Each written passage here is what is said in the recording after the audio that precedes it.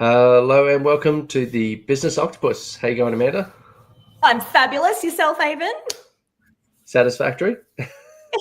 We'll Now, take I know it. that's, no, good, but that's like my standard answer because sometimes when people say, are you good? That's like just normal, but at least satisfactory gets a rise out of people. And then you go, there's always room for improvement. We're good, but there's always, I could be surprised. There could be something better.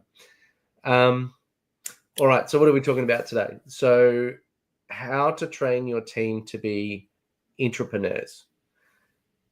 So what's an intrapreneur? Do you want to enlighten us?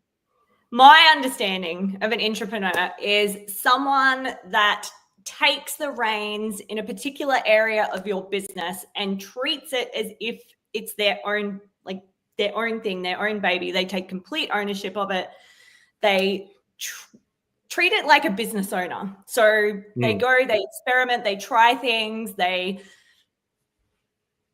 treat it as if it's their own business. I mean, I can't get more finer point than that. Avon, you want to extend on that? Yeah, well, it's in the name. It's like an entrepreneur on the inside. So I think that normally, like, you get the employee mindset when you're hiring an employee, and they're the person that's like, I turn up, I do my work, I clock off, I'm done, I go home.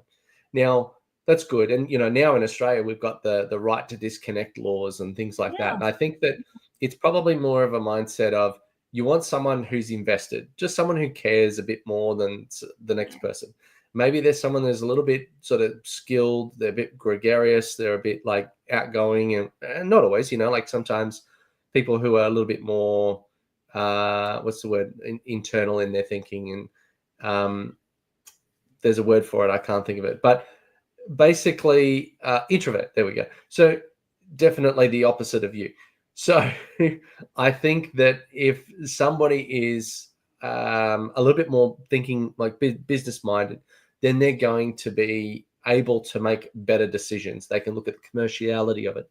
They can look at come up with new ideas. They're excited to test and try things and, maybe fail a little bit. And if the business as a group or as the business owner gives them enough rope to do that to a certain extent, like Google, they created Intrapreneurs when they said you've got 10% time, which is 10% of the time you work on a project that relates to the company, but it relates to your passion or the thing that you want to achieve or a goal or a mission that you have. So you can't just go, I'm going to learn sheep shearing at Google. It's got nothing to do with Google, but maybe if they say, I'm going to build a sheep shearing app and it's going to help sheep shearers to get better prices for their things, great. Then that solves two problems. It might also unlock other ideas. Exactly. And the magic there as well is you're helping them achieve something that's important to them as well. So it kind of works both ways, right? But like even on these days when you go to university, they always throw in 2 random topics that you have to take because they want you to create enough variability in your studies. Because if everybody was siloed into things, no one would come up with any new innovative ideas. And I think half the value that comes with all these wild and crazy ideas is someone that's worked in that industry but is now doing something in this industry. Absolutely. Yes. Or someone that took an idea that they saw from, a little kid mowing the lawn on the weekends and applying that into an app or a program. There's hundreds of examples. Can't think of a single one at the moment. But the point of doing something a little bit wild and crazy, that's kind of what you think about as an entrepreneur is someone that doesn't follow the rules. Exactly. We're not afraid to break some stuff, experiment, test, see what happens.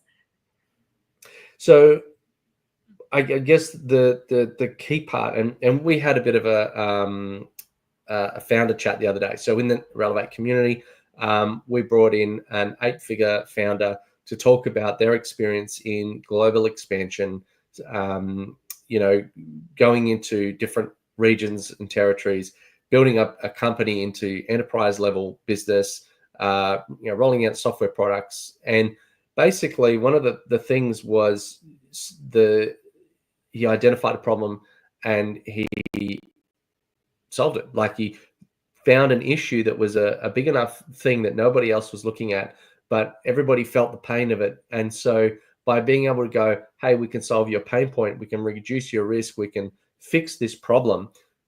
People gave him chances that no one else would give them. They basically got opportunities that no one else had because they're creating value out of nothing. And that's exactly what an entrepreneur needs to do. Exactly. So it does mean, pitching bold ideas and taking real ownership, like the idea that this person brought forward was to like a massive oil and gas company. And most people wouldn't get out of bed and go, I'm going to sell something to Rio Tinto or Deloitte or ANZ Bank. Like, that's not in most people's. They're like, where do I start? It's such a massive organization. Who do I speak to? How am I going to get to the right person? Am I good enough? There's massive hurdles in doing that. Mm-hmm. But an entrepreneur is someone who can cross the floor and shake someone's hand that maybe they thought they weren't worthy of doing. They're a little bit bold. They're a little bit brash. They're going to get things done. So tell me about ownership. Ownership is taking complete ownership for a project, a department, or a part of the business. So making it your own and being accountable to it and responsible to it. So making sure that everything, like if you're setting KPIs or goals, making sure that you're tracking to make sure that you're hitting them in the time frame that you've set, not going, I'm just going to rock up, like you were alluding to before, here's my task list in my position description and just get that done. No. If you're an entrepreneur, you need to go, okay, well, that's what's expected of me. How am I actually going to show up so that I achieve the goal? And it may be outside of what your position description is, but you've got to be able to find the solutions, solve problems, and think a little bit differently to the employee. So, I mean, not everyone's born with this. Like an entrepreneur has probably come up with an idea, seen a gap in the market. How do you train people to be like this? How do you train them to think about it, this sort of thing? Well, that's exactly it. You got to teach people how to think. So I think the first thing is to encourage people to fail and make an environment where it's safe to fail. Because I think we're taught from an early age, that no, you're doing that wrong or that's bad. It's about going, okay, well, that's wrong. What did we learn from that? And how do we change it maybe 15 degrees this way so that we get a different outcome? So encouraging them to go break some stuff, to go and fail so that they learn as they go. Because if we just want people to get it right all the time, they're not going to expand their ability to think strategically or to solve problems. Well, I think most of the time, big organizations run out of ideas. And so half the time, it doesn't matter that there's failure out there. It's just we're now getting more data back, more feedback from an organization. Maybe there was a market that we didn't know existed. Maybe there's a problem that we didn't know existed. And so it's only when you do that, because otherwise big organizations start to get really slow because they're driven by one passionate person that knows all of the things. Then once they get management in and the founder kind of like takes a step back, now we're reliant on people who are like following a script. So unless you have some other like creative input or some other data point to go, here's a new market, here's a new problem, here's something that nobody else thought of, you're just going to sit there with the exact same products and never innovate. So the giving people that room to create loss, risk, problems, failure actually generates new ideas, new understanding, more data back into the main organization to go, well, we spent this on that and it didn't work. And to your point about in our show notes and behind the scenes is financial literacy. Is if you give someone a project or even like in the project side of things, if you give someone an amount of time and say, you have to do this task in 2 weeks, it will take 2 weeks to do the task. Oh, but if you say, compress it way down and say you've got 2 hours to do the task, they will have to find a way to do the 2 hours. So by giving someone a budget as well to say, you've got, $5,000 and you have to prove receipts on where the money went. Now you're giving them the financial literacy of how do I actually make this happen? Go one step further with Intrapreneurs, not only give it a label, now give them equity And now they go, my invention drives this company forward. I'm going to make different decisions about, how I use company resources, because as the company makes profits, I'm going to get share equity and my valuation is going to go up. And so now people think totally differently. They think like owners instead of thinking like employees. Exactly. And that's so valuable. What better way to get buy-in from people? They're actually taking control in the organization and also of their financial future as well. Well, I mean, just to put another angle on it, I remember reading in the Army newspaper. And Army is public service. Yeah, everybody does it for the good of the country. They don't do it for their share price or anything like that. Some people feel stuck. They go, I signed up, I don't like it. Now I'm just waiting for my end of my term and then I'm out. But sometimes they have these little programs, like this one guy who got this $12 bracket. It was like a metal bracket inside the Defender 110, which is a Land Rover, little vehicle. And because what would happen is that in the engine bay, this little cable would sit there and vibrate because it's a big diesel engine and there's a lot of vibration, and these cables would break on a regular basis. And so he put this little bracket to hold it and stop the vibration or reduced it dramatically. And he saved something like $1 million in all of these cables being replaced over the course of a couple thousand vehicles over a year. And now we're talking, instead of like 20,000 of these cables being produced, broken every year, now we're only talking about like 2,000 or something like that. I don't know the exact numbers. Little things like that. Yeah. Wasn't getting paid any extra. He did get an award, and he got in the paper. Nice. I think he got like a $500 prize or something. These people are in the workshop, but he took ownership of the problem. Amazing. That's a great one. And so, you can you don't have to incentivize it by share price. You give someone the label of an intrapreneur, it doesn't actually make them one. You give someone space to think and do, and maybe make some decisions. That might make them an intrapreneur. You can then incentivize that with prizes, recognition. Some people want that, some people don't. Maybe there's something where you can have a few chats with people and say, this is my problem. How can we solve it? And you create that environment and that safe space, as you said. Absolutely. So valuable. You wanna make an omelet, you got to break some eggs. I'm going to go with eggs. Yes, exactly. And I just want to come back to something you said earlier. I think there's a lot of value in cross-pollinating between industries. So if you think about, we work in a very specific industry over here. If we go and chat to people who are working in other industries, traditionally, I think we sort of hang out with people that do the same things that we do. But if we go and talk to and network with people in other industries, especially as entrepreneurs and intrapreneurs, we can see opportunities to solve our own challenges in what other people are doing, which is really powerful. Just other perspectives and ideas, different cultures, different, thoughts, people that live different lives, like other perspectives. Like if you're stuck in your own bubble, they said that the saying birds of a feather stick together, that's all well and good. But if you've got, let's just say, for example, now that we've hit 250,000 subscribers on YouTube, we've got a new feature unlocked for us, which is AI language translation. Now, if you think about the world as a whole, there's over 8 billion people in the world. Only 20% speak English. So there's a lot of other people that are not English speakers.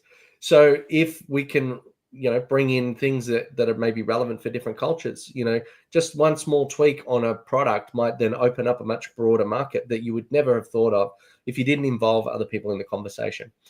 Certain things there was one case where I think there's been multiple cases. Someone rolled out a product in this country. It means, something fun and cool. Over in that country, it means dumb or stupid. I think there's been some very big products or broken, or I can't think of it right now, but there's been heaps of examples where they haven't just gone and, maybe test the market, do a little bit of a study.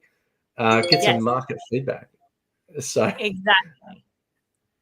small things can really add up to be something very big and powerful. And I think it does take other people who feel free to speak about that. Maybe if someone in the boardroom was very demanding and controlling and said, we're doing this, and then told everybody exactly how to do the thing, and then said, now what do you think? No one's going to speak up. I think, No. leaders need to speak last a little bit and say, here is the problem. I'm going to put it to the floor and I want you to bring forward some ideas. I'm going to speak at the end and I want everybody to come up with some kind of input to give value into the conversation. And then, like Pixar, they've got this plussing concept where the next person and the next person and the next person cannot take away from the previous, thoughts and ideas. They just have to add something. And then when they get to the end, they might go more.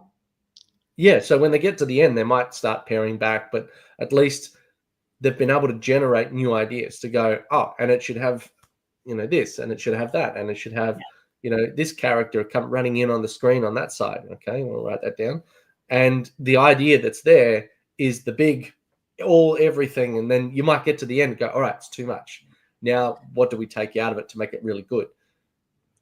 Exactly. And you're better off having too much than not enough, because if you don't explore the potential that's there, you could be missing out on something amazing. Excellent concept.